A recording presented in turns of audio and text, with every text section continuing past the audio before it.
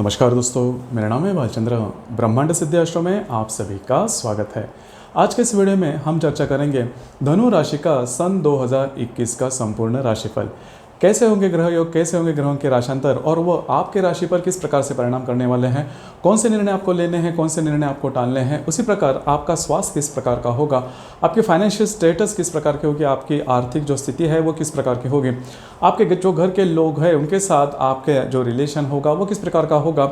उसी प्रकार अगर आप किसी के प्रेम में है तो आपका जो लव लाइफ है वो किस प्रकार का होगा। अगर आपकी शादी हुई है तो आपके जो वैवाहिक जोड़ीदार है उनके साथ आपके जो रिलेशनशिप है वो किस प्रकार के होंगे। उसी प्रकार आपका जो करियर है किस प्रकार का होगा। यदि आप स्टूडेंट हो तो फिर आपके बारे में आपका जीवन किस प्रकार का होगा, सभी के बारे में चर्चा इस वीडियो में हम करने वाले हैं। अपना जो चैनल है ब्रह्मांड सिद्धि एस्ट्रो, इस चैनल पर मेष राशि से लेकर मीन राशि तक की जो सभी 12 राशियां हैं, इन सभी 12 राशियों का सन 2021 का संपूर्ण राशिफल के बारे में वीडियो अपलोड हो रहे हैं। आप उसका आनंद जरूर लीजिए। तो आज के इस वीडियो में हम चर्चा करेंगे धनु राशि का सन 2021 का संपूर्ण राशिफल। सबसे पहले हम जो बड़े ग्रह हैं जैसे कि शनि, गुरु, राहु, केतु, उनके जो परिणाम है, या फिर मंगल भी उसमें आता है, तो उनके जो परिणाम है वो किस प्रकार के होंगे उसके संदर्भ में विचार करेंगे। तो सबसे पहले हम शनि के बारे में देखेंगे। तो आपके राशि के द्वितीय भाव में शनि जो है यहाँ पर स्वयं के राशि में भ्रमण कर रहा है। वैसे देखा जाए तो शनि आपके राशि के लिए अशुभ ग्रह है, लेकिन वो स्वयं के राशि में है जो कि आपके लिए शुभ फलदायी होगा। तो वैसे देखा जाए तो आपका जो नेचर है वो थोड़ा सा स्पेंडिंग ज़्यादा कर लेता है, मतलब पैसे के बारे में आप ज़्यादा नहीं सोचते, मतलब पैसे किस तरह से खर्चे करने हैं उस बारे में आपकी सोच नहीं रहती। इसी वजह से आपके पास पैसे ज़्यादा नहीं टिकते। लेकिन ये जो समय चलेगा, मतलब 2021 का जो समय चलेगा, वो वैसे देखा जाए तो आपके लिए काफ़ी अच्छा और शुभ फलदायी होगा।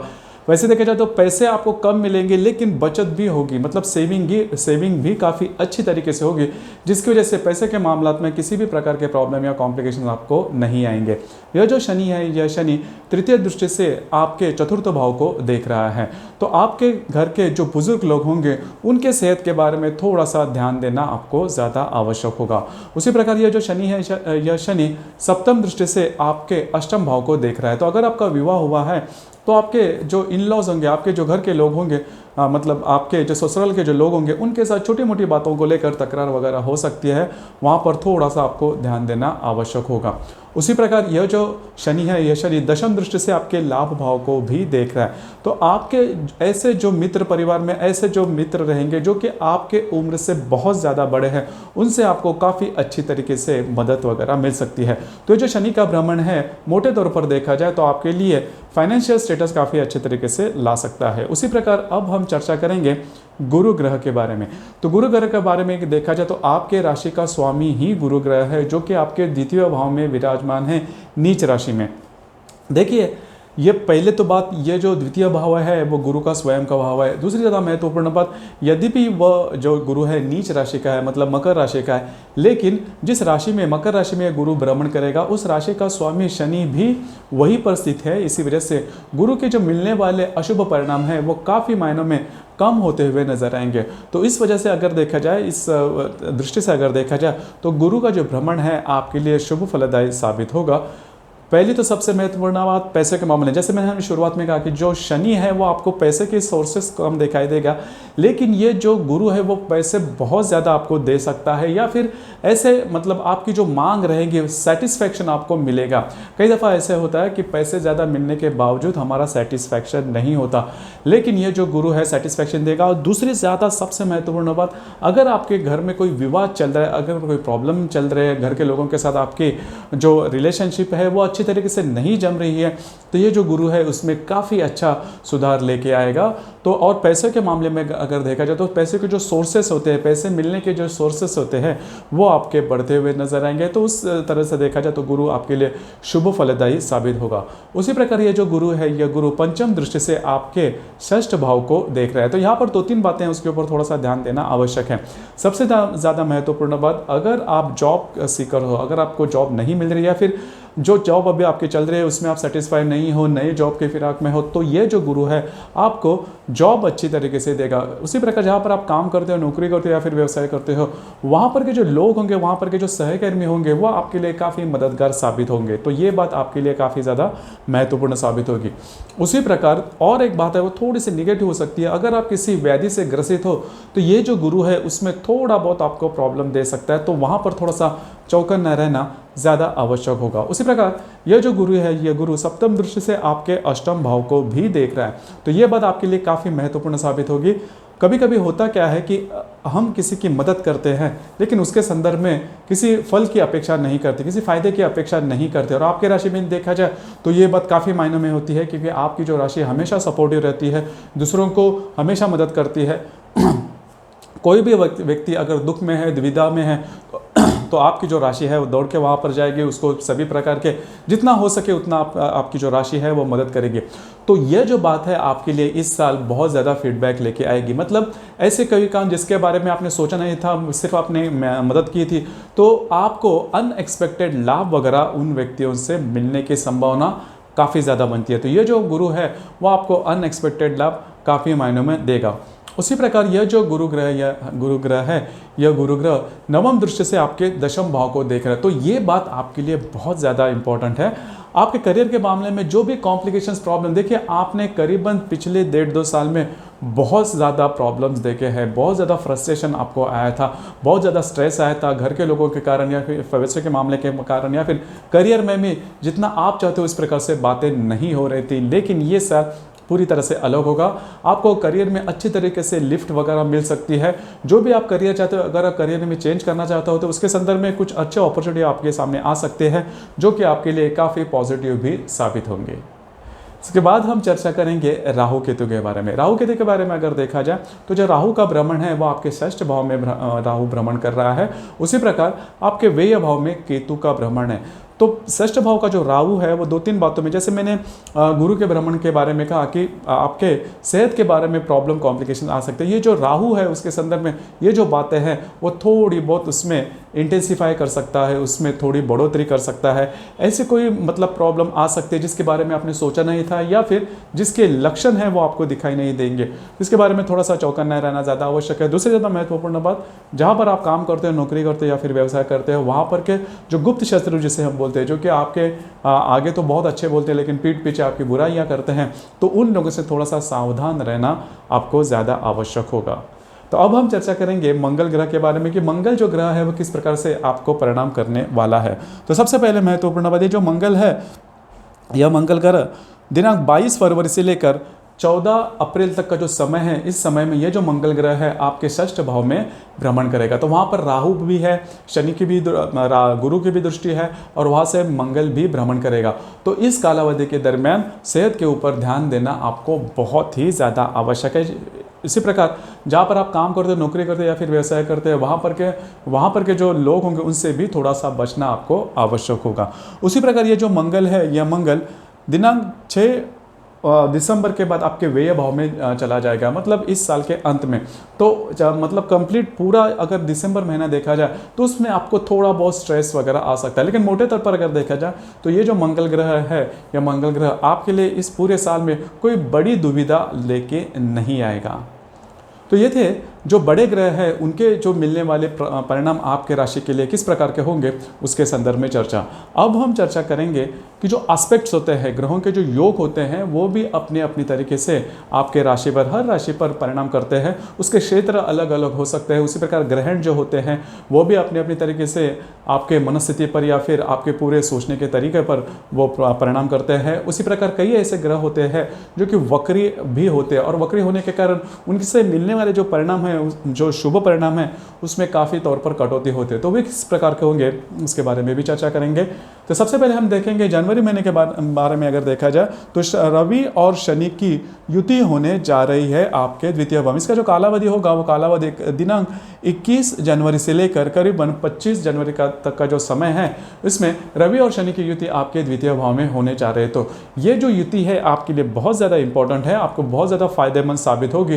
पैसे के जो स्रोत होंगे वो बढ़ सकते हैं, पैसे के मामले कई बातें हैं जो अच्छी हो सकती हैं, लेकिन आपके जो वैवाहिक जोड़ीदार है उनके साथ छोटी मोटी बातों को लेकर तकरार हो सकती है, या फिर उनके स्वास्थ्य के बारे में छोटी मोटी बातें जो है वो उभर कर सामने आ सकते हैं। तो इन दिनों में थोड़ा सा चौकन्ना रहना ज़्यादा आवश्यक होगा। उसी प्रकार रवि और गुरु की युति भी होने जा रही है। दिनांक 25 जनवरी से लेकर 31 जनवरी तक का जो समय है उसमें रवि और गुरु की युति होने जा रही है। अभी देखिए, रवि और गुरु ये जो दोनों ग्रह हैं आपके लिए बहुत ज़्यादा शुभ फलदायी होते हैं, और वो द्वितीय भाव में है, तो पैसे के मामले में कुछ अच्छी बातें उभर कर सामने आ सकती हैं। इस कालावधि के दरमियान अगर आपके सामने पैसे के मामले में कोई भी अपॉर्चुनिटी आती है तो उसे हाँ कर दे।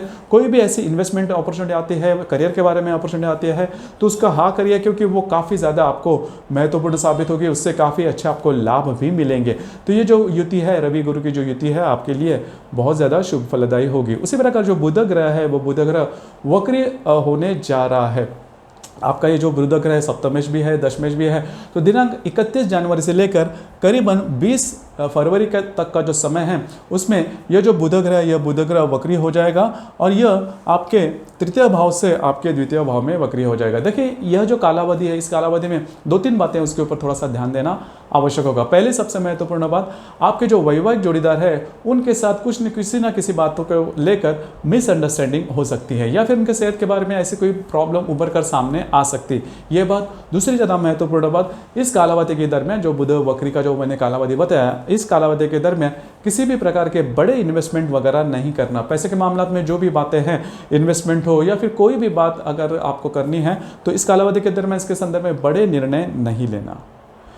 इसके बाद हम चर्चा करेंगे मार्च महीने में मंगल और राहु की युति होने जा रही है आपके षष्ठ भाव में, जो कि मैंने शुरुआत में कहा, जैसे कि ये जो युति है इसका जो परिणाम होगा, प्रभाव होगा, वो 26 मार्च से लेकर 31 मार्च तक का जो समय है इसमें मंगल राहु की जो युति है आपकी षष्ठ भाव में होगी। तो जो कि मैंने शुरुआत में कहा था कि जहाँ पर आप काम करते हो वहाँ पर के जो लोग होंगे उनसे आपको बचना होगा, या फिर इस समय में किसी भी प्रकार के बड़ी बातें नहीं करना, या जैसे कि जॉब छोड़ना या फिर उसमें चेंजेस करना, या फिर अगर आप व्यवसाय करते हो तो उसमें भी बदलाव लाना, ऐसी बातें इस कालावधि में बिल्कुल भी नहीं करना। अगर आप शेयर मार्केट से डील करते हो तो भी इस कालावधि के दरमियान आपको सेटबैक वगैरह आ सकता है, आपके जो अंदाज है वो चूक सकते हैं। तो ये सभी बातें हैं वो ध्यान में रखना ज़्यादा आवश्यक होगा। इसी प्रकार मई के महीने में बुध और राहु की युति भी होने जा रही है। इसका जो कालावधि होगा वो 9 मई से लेकर करीबन 12 मई तक का जो समय है इसमें बुध और राहु की युति होगी आपके षष्ठ भाव में। तो पहले तो सबसे इम्पोर्टेंट बात, जहाँ पर आप काम करते हैं वहाँ पर आपकी जो छवि होगी उससे रिलेटेड कुछ प्रॉब्लम्स हो सकते हैं, आपके कॉन्फिडेंशियल स्पॉइल हो सकते हैं, आपके बारे में कुछ ऐसी बातें की जा सकती है जो कि असल में नहीं है। तो ये बात है। दूसरी महत्वपूर्ण बात, आपके जो वैवाहिक जोड़ीदार होंगे उनके साथ छोटी मोटी बातों को लेकर भी मिसअंडरस्टैंडिंग हो सकते हैं, उनके सेहत के बारे में भी छोटी मोटी बातें उभर कर सामने आ सकती हैं, तो ध्यान रखना ज़्यादा आवश्यक होगा। उसी प्रकार रवि शुक्र और राहु की युति भी होने जा रही है 15 मई से लेकर करीबन 20 मई तक का जो समय है उसमें शुक्र और राहु की युति आपके षष्ठ भाव में होने जा रहे हैं। शुक्र जो है आपका अष्टमेश भी है, तो आपके खुद के सेहत के ऊपर ध्यान रखना ज़्यादा आवश्यक है। सेहत के बारे में कोई भी किसी भी प्रकार के अगर संकेत आपको मिलते हैं, लक्षण आपको दिखाई देते हैं, तो उसके ऊपर ज़रूर काम करना, क्योंकि वो जो लक्षण है वे थोड़े बढ़ सकते हैं, तो ध्यान रखना। उसी प्रकार शनि भी वक्री होने जा रहे हैं 23 मई को। अभी आपके द्वितीय भाव में जो शनि हमने शुरुआत में कहा वो वक्री होने जा रहा है। तो वक्री होता है तो बात क्या होती है कि उसके संदर्भ में जो भी आपको मिलने वाले जो शुभ परिणाम है उसमें काफ़ी मात्रा में कटौती वगैरह आ सकती है। जैसे कि ये जो शनि ग्रह है, शनि ग्रह दिनांक 23 मई से लेकर करीबन 9 अक्टूबर तक का जो समय है इसमें ये जो शनि ग्रह है वो वक्री अवस्था में होगा। तो इस कालावधि के दरमियान जैसे मैंने कहा कि पैसों के मामलों में जो भी बातें हैं उसके ऊपर ध्यान दीजिए, आपके सेहत के बारे में ध्यान रखना ज़्यादा आवश्यक होगा। उसी प्रकार इसके आगे अगर हम देखें तो चंद्र ग्रहण होने जा रहा है 26 मई को। अब ये जो चंद्र ग्रहण है वो चंद्र ग्रहण आपके षष्ठ भाव में होने जा रहा है, और सबसे इम्पॉर्टेंट बात ये आपका जो चंद्रमा है अष्टमेश भी है।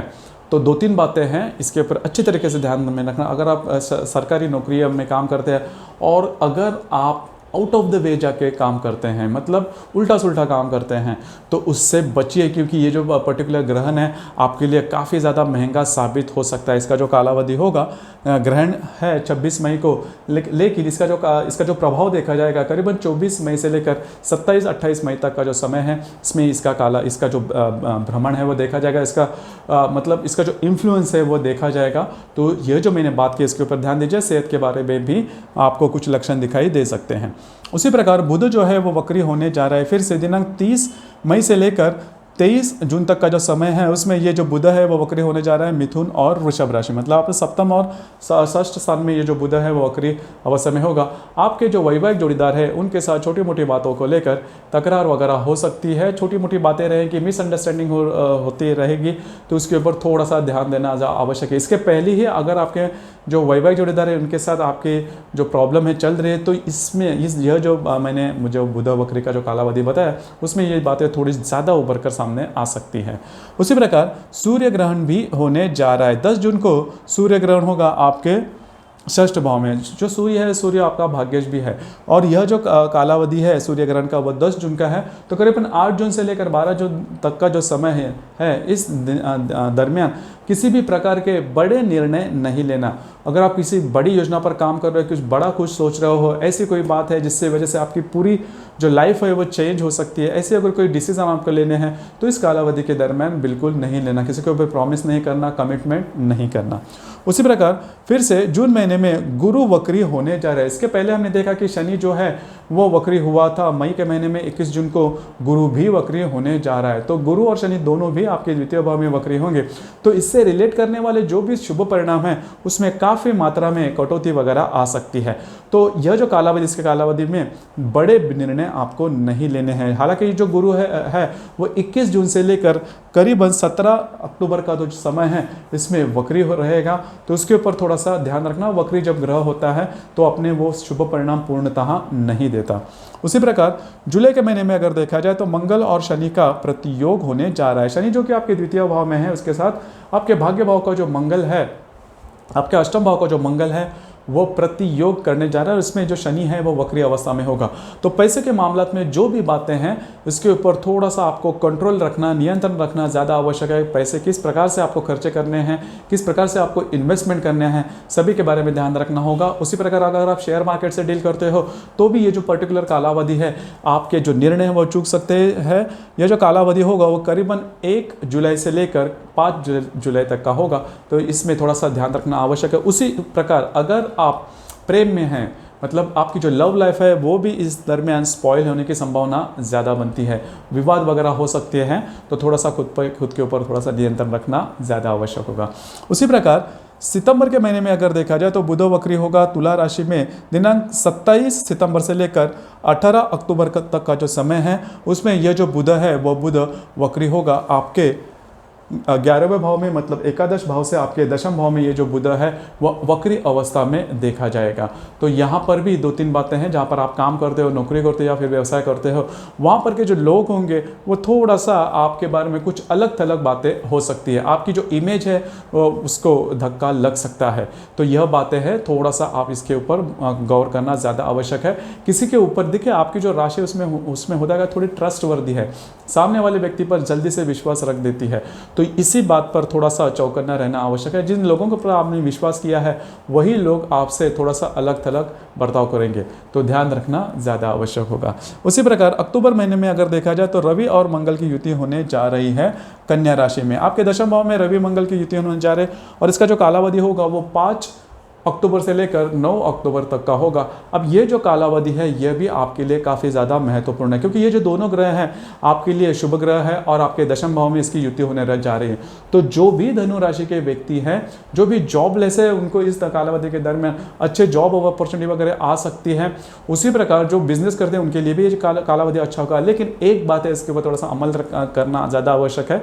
जो आप जहाँ पर आप काम करते हो, नौकरी करते हो या फिर व्यवसाय करते हो, वहाँ पर के जो लोग होंगे उनके साथ छोटी मोटी बातों को लेकर तकरार हो सकती है। और अगर आप नौकरी करते हो तो आपके जो सुपीरियर रहेंगे, आपसे ऊंचे ओहदे पर काम करने वाले जो अधिकारी वर्ग होगा, उनके साथ भी तू मैं हो सकती है। इसके ऊपर थोड़ा सा आपको नियंत्रण रखना आवश्यक होगा। उसी प्रकार शुक्र और केतु की युति होने जा रही है। आपके व्यय भाव में शुक्र और केतु की युति हो जाएगी और इसका जो कालावधि होगा वो करीबन 9 अक्टूबर से लेकर 13 अक्टूबर तक का होगा। इस कालावधि में सेहत के ऊपर ध्यान देना आवश्यक है। उसी प्रकार जहाँ पर आप काम करते हो वहाँ पर के जो महिला कर्मचारी होंगे उनके साथ आपकी तू मैं हो सकती है या फिर उनके द्वारा कुछ ऐसी बातें हो सकती है जो कि आपके स्ट्रेस लेवल में ज़्यादा बढ़ोतरी कर सकती है, तो इसके ऊपर थोड़ा सा ध्यान रखिए। इसका जो कालावधि जैसे मैंने बताया 9 अक्टूबर से लेकर 13 अक्टूबर तक होगा और अक्टूबर महीने में शनि और गुरु मार्गी होने जा रहे हैं। शनि 9 अक्टूबर का मार्गी होगा और गुरु जो है वो 17 अक्टूबर को मार्गी होगा। आपने देखा होगा कि शनि मई में वक्री हुआ था, गुरु जो है वो जून में वक्री हुआ था। जैसे ही ये जो दोनों ग्रह है वो अक्टूबर में मार्गस्थ होने के बाद जो भी शुभ परिणाम इसके पहले मैंने गिनवाए फिर से नॉर्मल होते जाएंगे और आपका जो माइंडसेट है, आपकी जो मनस्थिति है वो नॉर्मल हो जाएगी। फिर ज़्यादा कोई प्रॉब्लम या कॉम्प्लिकेशन की इतनी ज़्यादा ज़रूरत नहीं पड़ेगी। उसी प्रकार नवंबर महीने के में अगर देखा जाए तो चंद्र ग्रहण होने जा रहा है 18 और 19 तारीख को आपके व्यय भाव में। देखिए यहाँ पर 2-3 बातें हैं। यह जो चंद्र ग्रहण होगा आपके व्यय भाव में होगा और आपका अष्टमेश भी चंद्रमा है, तो सेहत के बारे में कुछ बातें आ सकती है। उसी प्रकार आपका विवाह हुआ है तो आपके जो इन-लॉज होंगे, आपके जो ससुराल के जो लोग होंगे उनके साथ छोटी मोटी बातों को लेकर तकरार ज़्यादा बढ़ सकती है, तो इसी के ऊपर थोड़ा सा ध्यान रखना ज़्यादा आवश्यक होगा। उसी प्रकार गुरु जो है वो मकर राशि से कुंभ राशि में भ्रमण करेगा। आपके द्वितीय भाव में जो गुरु का भ्रमण है वह दिनांक 21 नवंबर को आपके जो तृतीय भाव में उसमें भ्रमण करेगा। देखिए आपने देखा होगा कि जो गुरु है वो नॉर्मली 1 साल तक या फिर 11.5 महीने तक एक राशि में भ्रमण करता है और दिनांक 21 मतलब इस साल के करीबन जो नवंबर महीना है उसके 21 तारीख को ये आपके तृतीय भाव में भ्रमण करेगा। लेकिन इसका जो परिणाम है वो आपको जल्दी से नहीं मिलेगा। मतलब ऐसा नहीं है कि वो तृतीय स्थान में भ्रमण करने के बाद सीधे इसके परिणाम भी मिलेंगे, लेकिन वो 2022 में मिलेंगे। इसी वजह से इसका जो भ्रमण होगा तृतीय भाव में उसके जो परिणाम है वो आपको जल्दी नहीं मिलेंगे। लेकिन 21 नवंबर को यह जो गुरु ग्रह आपके तृतीय भाव में भ्रमण करेगा। अब हम चर्चा करेंगे दिसंबर महीने के। दिसंबर महीने में सूर्य ग्रहण होने जा रहा है। 4 दिसंबर को सूर्य ग्रहण होने जा रहा है आपके व्यय भाव में। तो देखिए ये जो सूर्य ग्रहण है वो सूर्य ग्रहण आपके लिए शुभ फलदायी भी है और थोड़ा बहुत अशुभ फलदायी भी है। शुभ अशुभ फलदायी इस बारे में कि अगर आप कोई बड़े योजना पर काम करते हो उसके संदर्भ में कुछ ऐसी बातें उभर कर आ सकती है जो को आपको स्ट्रेस वगैरह दे सकती है। लेकिन जो धनु राशि के व्यक्ति आध्यात्मिक मार्ग में हैं उनके लिए ये जो ग्रहण है वो बहुत महत्वपूर्ण होगा। उनको कुछ अच्छे अनुभव, आध्यात्मिक अनुभव मिल सकते हैं। जी हाँ, क्योंकि ये जो ग्रहण है आपके लिए, वैसे देखा जाए तो अगर आप सांसारिक नहीं हो, अगर आप आध्यात्मिक हो, धार्मिक हो, तो आपके लिए कुछ अच्छी बातें भी इस ग्रहण कालावधि में आपको मिल सकती है। जैसे मैंने कहा ये जो ग्रहण है वो 4 तारीख को होगा, लेकिन इसका जो परिणाम है वो करीबन 2 तारीख से लेकर 5-6 तारीख तक दिखाई देगा। तो दोस्तों ये था धनु राशि के लिए सन 2021 का संपूर्ण राशिफल। आपको ये राशिफल कैसे लगा, आपने किस तरह से अनुभव किया, नीचे कमेंट बॉक्स में ज़रूर कमेंट करना। और अपना जो चैनल है ब्रह्मांड सिद्धि एस्ट्रो, इसे भी लाइक शेयर और सब्सक्राइब ज़रूर करना। धन्यवाद।